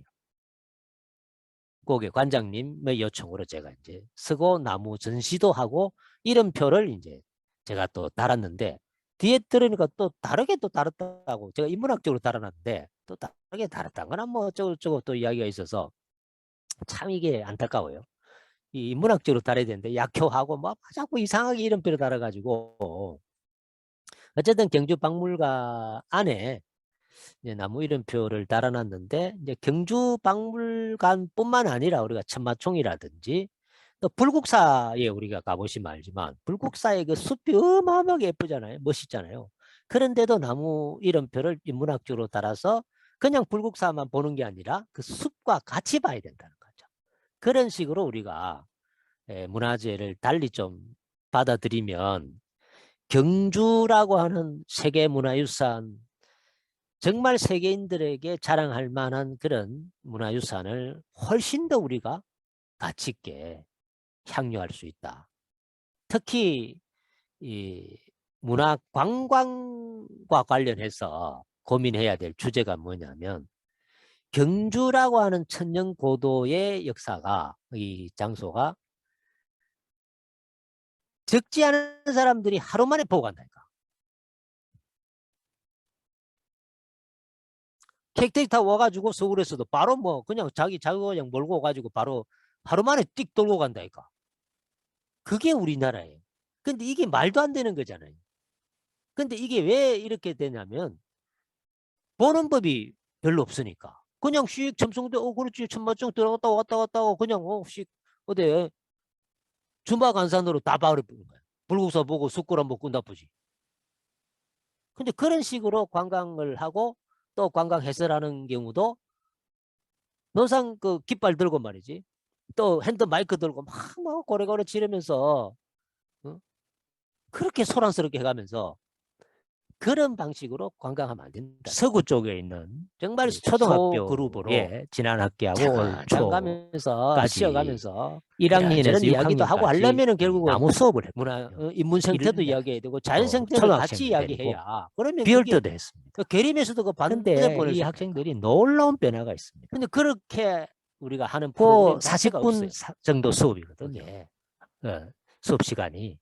예를 들어 기림사에 있는 나무를 통해서 한 바퀴 돌면서 기림동해 쪽에 있는 기림사가 한 바퀴 돌면서 기림사 같은 경우에는 그 사람들이 기림사 뭐 오는 사람도 들어 있지만 기림사 갔다가 그 바로 참회성을 드러내는 중요한. 근데 기림사 뭐 경례 뭐 좁기 때문에 그래서 뭐 나무 한 그루 학교에 있는 30분만 보고 가서 얼마든지 우리가 생태 그게 이제 불교 신자 같은 경우에는 돈 들일 필요가 없는 거 40분 걸리고 그걸 제가 이제 프로그램으로 이제 만들기도 하고 또 지금 이제 박사 논문을 이제 지도하기도 하고 그런데 차를 봐야 돼. 차밭을 봐야 돼. 이 나무를 생명처럼 그 뒤쪽에 차밭이 굉장히 중요한. 근데 기림사 약사전 안에 강조 벽화가 있습니다. 서쪽에. 그런 의식을 우리가 잘 못 보여주는 그런 사례 중 하나가 광유 스님이 오셔가지고 이런 뭐 어쩌고 저쩌고 이러면서 이제 이 헌다하는 또 잡초라고 벽화가 잡목이라고 그래서 잡어라고 하는 원효 스님이 사실 한때 코로나19 기림사를 나오나 정창한 걸로 알려져 있는데 테스트행 가면서 벽화는 언제 히트를 치잖아요. 그려졌는지 자료가 내가 푸고 하와이에서 그런데 이제 기림사 쪽에서는 이 뭐라고 하냐면은 인도의 차가 이쪽으로 왔다. 그래서 우리나라에서 제가 중학교 때 차 전례가 오래됐다 이렇게 이야기를 하는데 실제 그렇게 LP 해석할 수 있는 처음 제가 접했어요. 벽화의 근거가 없기 때문에 그거는 이제 말이 안 되는 거고 어쨌든 이 양반 노래 기림사 쪽에서는 뭐 하와이 떡간데 어깨를 이렇게 소리가 어떻게 나고 막 그걸 막 올리고 싶은 마음은 있겠죠. 그 앞에 있는 사람들한테 노래 부르면서 노래 교실까지 하고 이제 기다림 양반이 노래 중에 잡초라는 차다자를 써가지고 기림되잖아요. 그 중간에 차다자를 언덕 위에 하면서 이런 뭐를 잡초야 뭐 입구에 이런 노래 있잖아요. 완전 짜증나요. 그러니까 이 기림사가 의식이 없는 거야 이 사람이. 또 오종수라고 해서 이제 그런 게 다섯 생명에 대한 가치를 이야기도 있고 지금 오종수 따 있긴 그런 의식이 없는 사람은 없긴 하지만 그 안에 가면 또 하나 우리가 이제 일부가 이 원전중에 우리가 사용하는 식물인가 뭐 등등 이런 그런 이야기도 있지만 차와 관련해서 잡채라든지 잡초라든지 이런 의미가 있고 거기서 막 차 관련해서 하면은 최근에 또 매월당 김시섭 그 사당이 거기 있습니다. 농촌에 대한 비하가 굉장히 심합니다. 농촌에 조선 초기에 이 농촌을 우리가 주목해야 되고 농촌에 전문가예요. 음식 먹고 우리가 밥도 먹고 다 전문가 중에 한 사람이 사실 매월당 가면 농촌에 짓고 차씨가 굉장히 많이 남아 있기도 하고 좋아하는 것처럼 이야기하다가 또 이제 차를 직접 재배하신 분이기도 하고 일본 스님에게 촌스럽다 차를 전수한 사람이기도 하고 굉장히 의미 있는 인물이거든요. 도대체 뭐가 촌스럽고 이런 이야기를 모르면 차도 나무잖아요. 그 말도 안 되는 걸 은연중에 막 하거든요. 촌스럽다고. 중국 원산에 차나무도 이게 뭐 이게 나무 뭐 좀 관련해서 하면 굉장히 촌스럽다고 중요하고 경주의 촌스러워 기림사에 가면은 아니 촌 이 차밭을 아니면 또 그 반드시 네가 밥을 봐야 어째 되는. 먹냐고 촌이 아니면. 이런 근데 그 촌을 그렇게 깔고 곳곳에 우리가 의미를 담을 수 있는 IF 시 곳이 이게 코로나 시기에 노래 굉장히 중에 많은데 그 요요미라는 그런 가수가 있어요. 이제 트로트 가수. 요요미 아십니까? 공부랄까 또 인식이라든지 잘 이런 몰라요. 것들이 요요미. 굉장히 아주 뭐 좀 간드러지게 그 노래 부르는 요요미 부족해서 있습니다.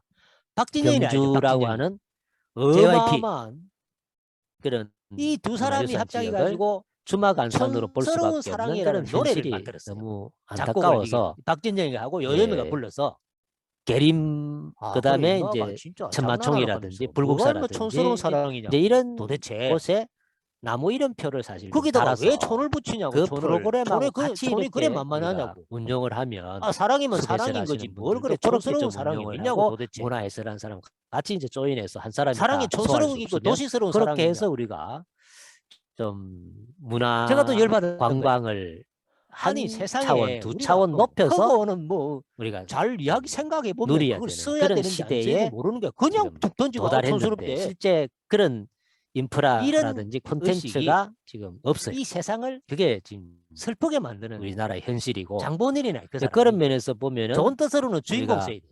나쁜 뜻으로는 경상북도뿐만 아니라 근데 이 우리나라 아나운서들도 이 몰라가지고 계속 전국에 주인공을 써야 되는데 장본인 쓰는 사람 많아요. 나무에 대한 이제 자연 생태와 인문 생태 그래서 그리고 이제 마을이 있다면 우리가 이제 이제 마을과 나무를 관련한 우리가 이런저런 본다고 이야기를 잘 우리가 이제 살핀다고 좀 하는 것은 관찰이라는 그 뜻이 생태학적으로 자세히 본다. 검토를 그래야만 하면 제일 나무의 좋은 속성 특징을 알 수가 있고 방법인데 존중할 그걸 수 있고. 가장 그 잘 상대방을 우리가 보여주는 자세히 볼 것이 줄 알아야 되는데 대충 보고 옥산서원. 저럴 거야.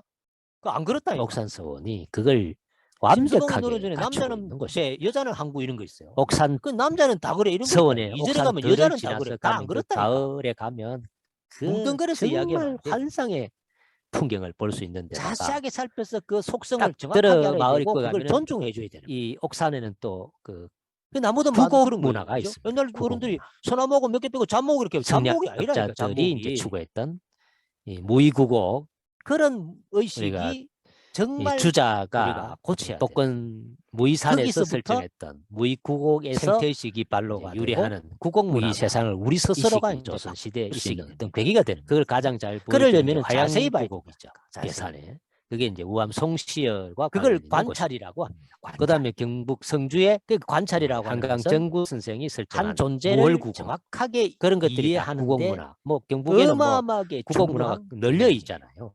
그래서 이제 여러분들에게 접근하고 싶은 옥산서원 것은 계곡도 내가 바로 살고 있는 그 중에 여러분들이 하나인데 살고 있는 주변을 잘 살펴보십시오. 들판도 멋있고 들어가면서 발밑을 이제 잘 일곱 보시라. 시작을 나무가 소나무에서 어떻게 시작을 살고 하면서 있는지, 풀이 딱 어떻게 들어가면은 살고 있는지, 마을 숲이 지금은 있다 어떤 모습으로 소나무 있는지. 숲이 또 이 말은 뭐냐면 소나무 내가 지금 마을 요 숲을 나이에 갖추고 있는 요 곳이에요. 겨울 때에 이 초입에 새신마을을 내가 어떤 자세로 이제 있는가 안쪽에 어떤 몸 이제 상태로 있는가 막아주는 내 가족은 어떤 상태로 있는가 수구막이 내 친구는 있면서 어떤 상태로 질병을 있는가. 막아주는 이걸 잘 살펴봐야 되는 그런 마을 숲을 이게 이제 또 정치가들 갖추고 있는 입장에서는 이제 국민들을 잘 그러면서 살피는 이제 계곡을 따라 그거잖아. 올라가 올라가면 이제 그 정치하는 사람 해야 옥산서원이 될 있고 그거잖아요. 옥산서원은 뭐가 지금 대한민국 최고의 문제인지, 서원으로 제가 뭘 지금 보는데 고민하고 그 이유는 있는지, 뭐냐면은 뭐가 부족한지 이걸 조선 살펴야 시대 돼. 그걸 안 살피잖아. 성리학의 상징 나무를 다 그러니까 갖춘 국민들이 곳이 열받는 거야. 옥산서원. 그러니까 별로 의미가 없는 거, 역할이 완벽하게 없는 거죠. 그 가지고 사람은. 돈만 축내는 거죠. 회화나무 우리 굴락 세금을 축낸다. 있고 다음 소나무는 말할 것도 없고 그러니까 우리 은행나무 스스로가를 갖추고 있고 관찰하는 향나무를 능력을 가지고 있다고 하는 요게 것은 단순히 상징 우리가 다른 사물을 성리학에서 자세히 회화나무, 본다는 뜻만이 학자수죠. 아니라 내 자신을 그다음에 잘 이제 살핀다는 뜻이고 향나무 잘 살핀다고 하는 것은 내 향나무는 자의성이 공자가 뭔지를 잘 직접 심었던 우리가 북부 쪽에서 살핀다는 선사수식회라고 하는 그것만 거기서 잘 살펴서 살펴가지고 내가 욕을 잘하네. 성리학자들이 요를 향나무를 넣으면은 심습니다. 어떻게 공자의 해야 정신을 되는 상징하죠. 들이대야 되는 거야. 향 피우려고 내가 뭐 향나무 잘하는지 심는 몰라. 것만이 해봐야 아니라 알거든. 그거는 공자의 그래서 세계에서 정신을 제일 의미하는 좋은 겁니다. 대학이 들이대라고 곡부에서 우리가 공자를 이야기하죠. 심었다는 게 들이대라. 유래가 있기 때문에 그래서 저는 양동에 그런 게 없습니다. 해제 그냥 선생이 들이대면 되니까. 계셨던 향단이 있잖아요. 보물로 지정된 거기 어마어마하게 향나무가 좋은 있기 대학이죠. 때문에 이 향단이 그래서 아까 이게 말씀드린 내가 서백당의 들이대서 경우에 내가 왜 뭘 향나무가 잘하는지를 있을까? 경험 그러니까 곳곳에 경험을 향나무가 있는 이유가 다 두 공자하고 가지를 관련 제가 있는 겁니다. 강조. 관찰하고 그 향나무가 또 경험하라. 안쪽에 예? 요게 무변도 내 창의성을 딱 드러내는 들어가는 쪽에 핵심 딱 중 핵심이 양쪽에 양쪽에 딱 딱 있거든요. 그리고 이제 은행나무. 그걸 오래된 가장 은행나무가 잘 있고. 이게 그다음에 실천했던 동락당에 가면 인물을 안쪽에 제가 소개합니다. 향나무가 또 있습니다. 저는 이제 나름대로 이런 드러낸 사람, 걸 내보다 훨씬 더 잘 완벽하게 드러낸 갖추고 사람. 있는 것이 그 사람은 바로 옥산수. 예수였죠. 그리고 그 사람은 말수까지 바로 갖추고 있고 석가였죠. 구곡문화까지 그 사람은 갖추고 있고 공자였습니다. 대한민국의 서원 중에 좀 더 시대를 내려서 이게 우리에게 자연 잘 생태, 알려진 인문 사람. 생태, 사회 생태를 동시에 갖추고 있어요. 이 인류 서울이. 역사에서 어마어마하게 지금 도산서원 큰 같은 흔적을 경우에는 남긴 뭐 사람. 땜해가지고 동네가 없잖아요. 사람들이 천재라고 서울만 부르는 떨려 그 있잖아요. 인물. 바로 근데 르네상스 이렇게 시대의 마을을 끼고 레오나르도 있으면서 다빈치. 그런 걸 다 완벽하게 다빈치가 우리가 갖추고 천재라고 있는 하잖아요. 옥산 천재다. 서원고 세신마을이 그런데 다빈치는 대한민국에 제가 사생아였습니다. 본 적이 없습니다. 그래서 제가 놀랍게도. 최고의 서원은 옥산 서원이다.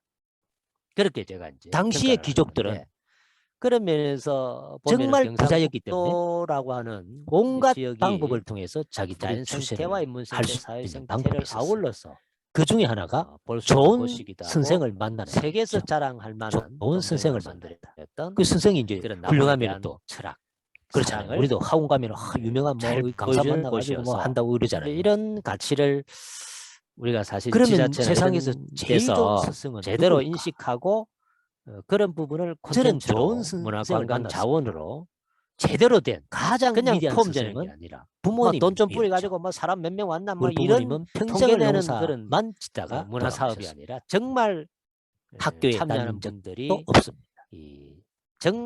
자기의 어떤 그래서 창의성을 저를 드러낼 수 있고 정말 행복한 학교 어떤 시간을 보낼 수 등등 있는 직장 그런 등등에 프로그램으로 대해서 좀 이야기하신 적이 없죠. 만들어서 이야기하실 소위 능력이 말해서 없었기 때문에. 명품 뭔가 그래서 위대한 명품을 스승이었습니다. 만들어냈는데 지금은 명품이 저를 가서 아니라 반 대부분 적이 사구려예요. 그냥 대한민국이 선진국 반열에 레디피, 올랐는데 레디피. 이 관광상품이라고 내버려 하는 것은 대부분 그냥 사구려예요. 사구려.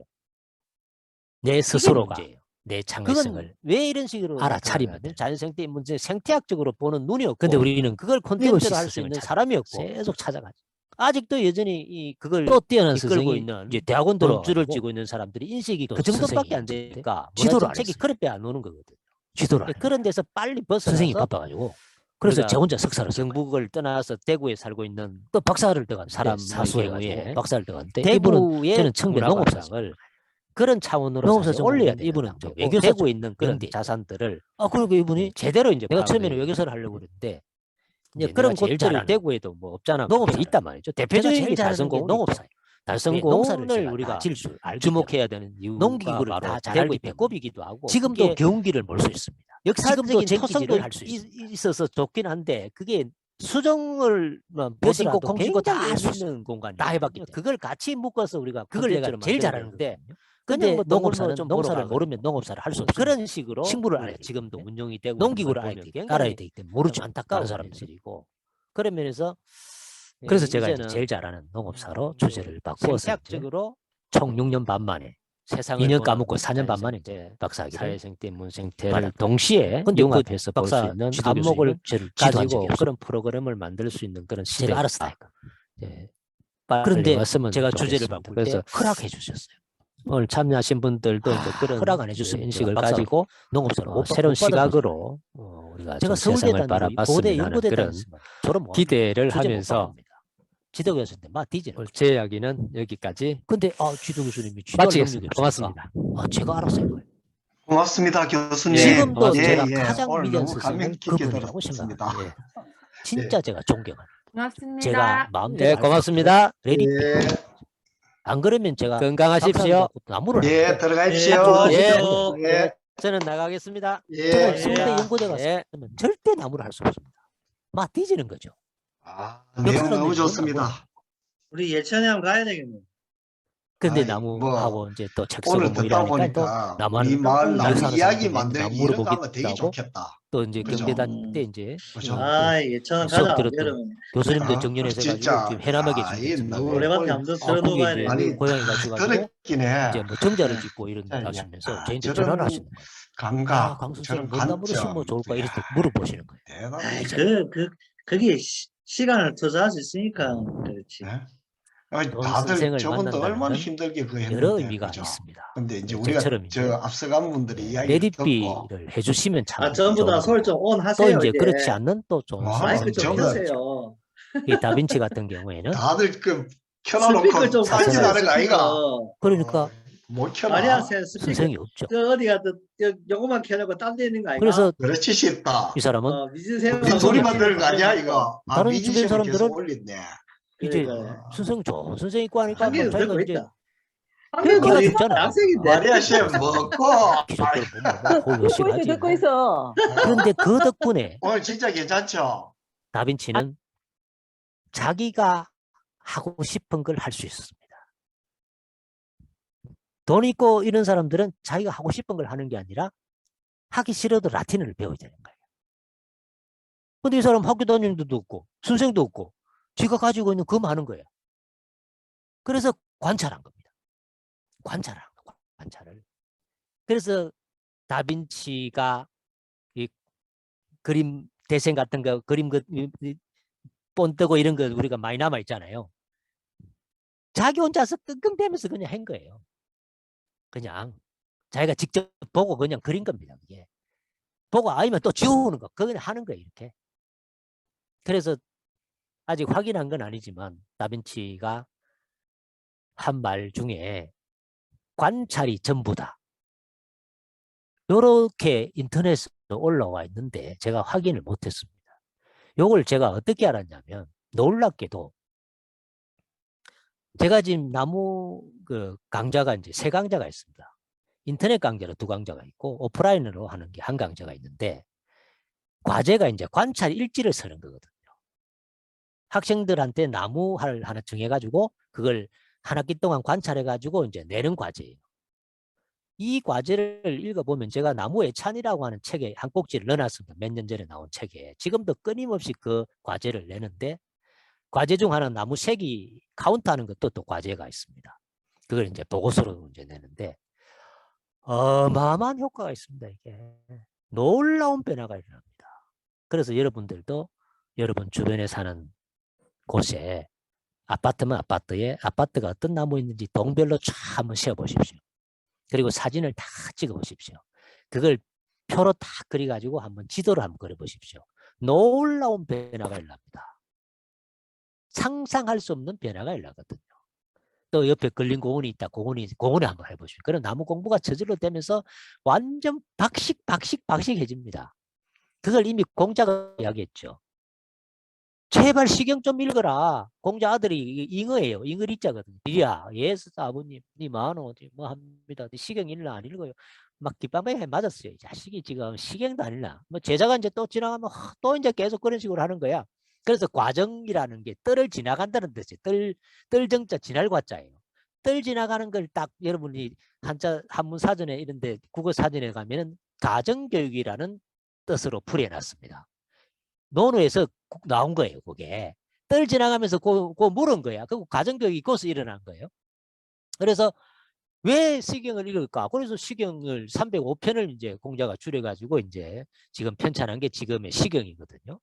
주나라 때 이제 민당 같은 거, 그게 옛날에 곡도 있었다고 그러는데 지금 가사만 남아 있는 거죠. 내자로 구성이 되어 있는 시입니다. 이걸 왜 읽으라냐면은 공자가 시 300을 이론이 폐지하면 한마디로 딱 줄여서 이야기하면 사무사라. 생각에 사탁함이 없다. 이렇게 이야기했습니다. 시경은 식물하고 동물을 모르면 한 줄도 읽을 수 없습니다. 그래서 중국 고대 식물백과사전이라고 부르죠. 그래서 식물 공부하는 사람은 오로지 가장 먼저 읽어야 할 책이 시경입니다. 그 다음에 전국시대의 명자가 봤던 이하죠. 중국 최초의 사전입니다. 요 사전 안에 성목이라고 하는 나무 항목이 있습니다. 거기에 나무를 소개해놨습니다. 제가 이제 책 쓸 때 주로 이제 활용하는 책이죠. 그러니까 이 시경이라고 하는 것은 어마어마하게 중요한데 학생들한테 나무를 이제 이렇게 하면은 박식해지는 거예요.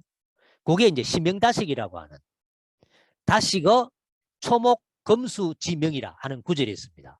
논어에. 우리가 식물의 동물의 이름을 많이 알면은 많이 안다는 뜻이에요. 여기서 정약용의 아들이 정하규예요. 조선시대에 다산 정약용 아시죠? 그 아들이 정하규라는 사람이 있는데 그 사람의 책이 시명다식이라는 책이 있습니다. 우리나라에 번역되어 있습니다. 시경에 있는 식물이라든지 이런 것들을 연구한 거예요. 그러니까 조선시대의 실학자들이나 이런 사람들이 다 시경을 읽은 이유가, 그리고 이 사람들이 나무나 식물에 대해서, 동물에 대해서 해박한 지식을 나름 가지고 있는 이유는 시경을 읽었기 때문에 그렇습니다. 시경이 오경 중에 하나잖아요. 그러니까 그걸 달달달 외운 거거든요. 조선시대 이 성리학자들이. 그러니까 시경에 뭐 있는지 동물 이름, 식물 이름 다 아는 겁니다. 이 사람들. 그러니까 어마어마하게 빡시간 거지. 길 가면 다 안다니까. 근데 우리 길 가면 모르잖아요. 그래서 식물을 우리가 카운트하고 관찰하고 기록하고 정리한다고 하는 것은 내 얼굴을 확인하는, 내 본질을 확인하는, 창의성을 확인하는 길이면서도 어마어마하게 중요한 지식을 습득하는 과정이기도 합니다. 그래서 이제 다빈치의 경우에도 자기 옆에 있는 걸 계속 관찰하면서, 그러니까 학생이 이 과제를 냈는데 과제 안에다가 다빈치가 했다는 인터넷에 찾아가지고 그걸 적어놨더라고. 관찰이 전부다. 그래서 내가 관찰하려고 그러는데 그걸 인용을 해놓은 거예요. 그래서 내가 그때 처음 알았어. 다빈치가 관찰이 전부다는 말이 했는지 안 했는지. 근데 다빈치 이 전기가 있는데 그 책이 나와 있어요. 그걸 내가 지금 읽고 있는데 아직 못 찾았습니다. 출처를 찾아봐야 되니까. 어쨌든 뭐 누가 뭐 그걸 보고 했는지 안 했는지 잘 모르겠지만 어쨌든 이 다빈치가 관찰을 어마어마하게 중시한 인물이고 우리 스스로도 창의성을 드러내려면 관찰해야 된다. 이제 이걸 제가 강조하고 싶은 거고, 또 하나 제가 좀 거의 시간이 8시 29분 정도 됐습니다만, 제가 읽은 책에서 다빈치 관련한 이제 저서, 이제 기자 출신의 이 사람, 어떤 사람이 쓴 거예요. 제목이 다빈치예요. 레오나르도 다빈치인데 그걸 검색해보면 여러분이 알 수 있고, 그 책을 한번 제가 권하고 싶기도 합니다. 다빈치의 그 삶에 대해서 쫙 전기를 써놓은 거예요. 거기에 제가 앞부분에 좀 읽다가 지금 뒤에 읽지도 않았는데 이런 구절이 나와서 제가 깜짝 놀랐습니다. 깜놀한 거예요. 이게 내가 지금까지 했던 공부 방법하고 이 다빈치가 했던 게 진짜 유사하다. 저는 그동안에 다빈치가 어떻게 공부했는지 모르고 내 나름대로 공부를 했는데, 이 사람이 옆에 있는 사람들이 스승은 내가 뭐 누구 선생이고 막 자랑질하고 이러니까 자기는 주눅 들어가지고 기분도 별 꿀꿀이 안 좋은 거야. 그래서 이 사람이 만들어낸 말이 뭐냐면은 내 스승 있다 하면서, 내 스승 있어. 그 스승 누군데 하니까 있다고. 그 누군데 하니까 경험이야. 경험. 경험이 내 스승이라고. 어쩔래? 그래서 유명한 말을 합니다. 나는 경험의 제자다. 경험의 제자야. 이 구절입니다. 이야, 이 구절을 제가 보고 이렇게 위대한 말이 있나. 제가 지금까지 나무 공부하면서 제 스스로 답사하면서 다 경험해가지고 제가 직접 사진 찍고 해서 책을 다 쓴 거거든요. 그 누구한테도 나무를 따로 선생님을 모시고 뭐 학교 들어갔거나 어디 뭐 들어가서 배운 적이 없습니다. 제 알아서 다 한 겁니다. 제 나름대로 논리를 만드는 거고, 제가 인문학 공부한 걸 갖다 붙여 가지고 이제 나무 인문학자가 된 건데, 이 양반도 그런 거예요. 저기 스승도 없이 자기 경험을 스승으로 삼아서 자기가 제자가 돼버린 거거든요. 이런 깨달음이 참 대단한 겁니다. 그래서 예수는 나의 스승이 아닙니다. 석가는 나의 스승이 아니죠. 공자도 나의 스승이 아닙니다. 내가 대학 다닐 때 배웠던 은사도 나의 스승이 아닙니다. 오로지 나의 경험이 스승이다. 다시 말씀드리면 여러분 스스로가 스승이자 제자입니다. 요 결론이 나오죠. 이건 진리입니다. 이 이상 나올 수 있는 말은 없습니다. 이 이상 못 나옵니다. 끝난 거지.